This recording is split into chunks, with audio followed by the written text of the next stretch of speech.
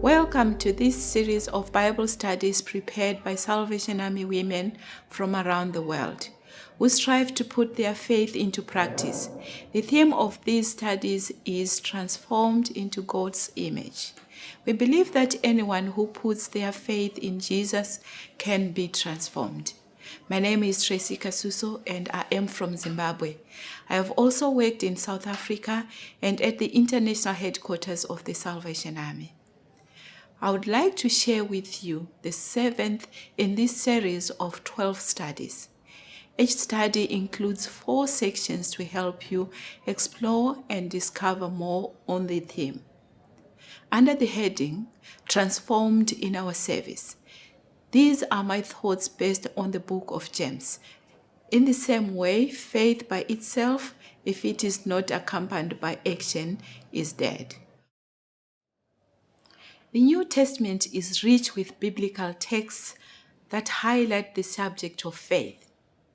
There exist several texts that explicitly outline about having faith and living by faith, to the extent that one can easily think, all I need is faith.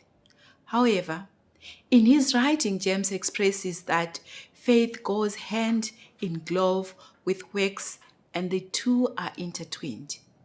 He writes that faith is inadequate if not accompanied by action in his letters to the Galatians chapter 2 verse 16 and Romans chapter 3 verse 28.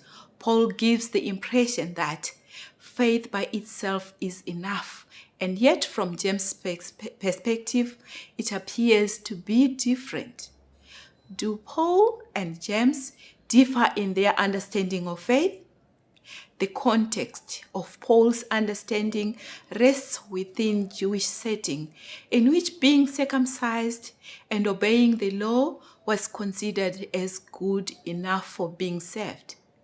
When you compare the readings, you will notice that the life setting of the people to whom Paul and James were presenting their teachings are totally different. Paul then tries to teach the Romans that circumcision or keeping the law was not adequate for them to be called saved people, but they needed to have salvation by faith. James, on the other hand, was writing to correct the misconception that faith alone without works was adequate and that they could still live in ways that displeased God. He also addresses this misconception surrounding the understanding of the doctrine of justification by faith, from which others thought that works were no longer important. James speaks to them about how the two should be combined to bring about transformation. James gives examples from the Old Testament about the actions of Abraham and that of Rahab, whose faith was expressed in action.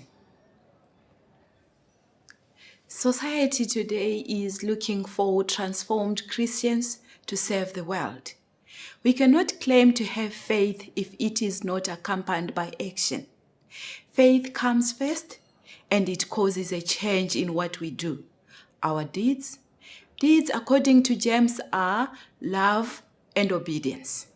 Our acceptance of Jesus Christ should affect our whole being. Christians have an opportunity to demonstrate God's love to people in need and account it a privilege to be able to witness to others by living out what is inside me.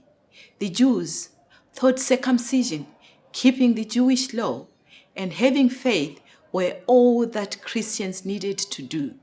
If we take opportunity to put our faith into action, we will have not only threatened the devil, but also become a living witness to Jesus, continued work and love.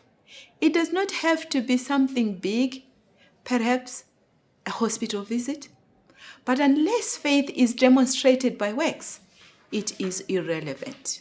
Galatians chapter 5 verse 6 states, For in Christ Jesus, neither circumcision nor uncircumcision has any value. The only thing that counts is faith expressing itself through love. This, therefore, means that there is nothing like true faith without works. Faith enables good works to happen. In other words, your actions reflect the kind of faith within you. In Ephesians chapter 2, verse 10, we read, "For we are God's handwork, created in Christ Jesus to do good works, which God prepared in advance for us to do." We do works as a sign of how much we love God. They demonstrate that we are saved. It leaves us challenged as to how best we can display His love to others. If salt remains in the salt cellar, it will not cause any change to the taste of our food. Instead, it needs to be sprinkled to cause some change. We should act so that we make a difference in the world. Unless we have love as a reflection of our faith, then our faith alone will not save us. Our deeds should speak about what we are within. We should strive to serve as a way to show our faith. Here are some questions for you to think about or discuss in a group. It is suggested that you pause to reflect after each question. Perhaps writing down your thoughts might be helpful. When you have considered all the questions, listen to the concluding statement, which will help you to put into practice what you have heard. How can we tell if our faith is true? Using your own words, how would you translate the phrase, "faith unaccompanied by actions is dead"? Is it possible to be a Christian of faith but no works?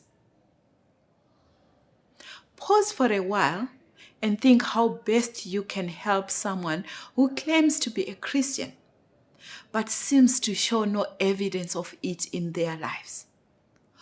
All through my ministry, I have had the opportunity to speak and share my transformed life with people I have met on the way. Today, as I'm working with women in Zimbabwe, I have the privilege of seeing lives transformed by Jesus. The title for our next study is Transformed in Our Suffering.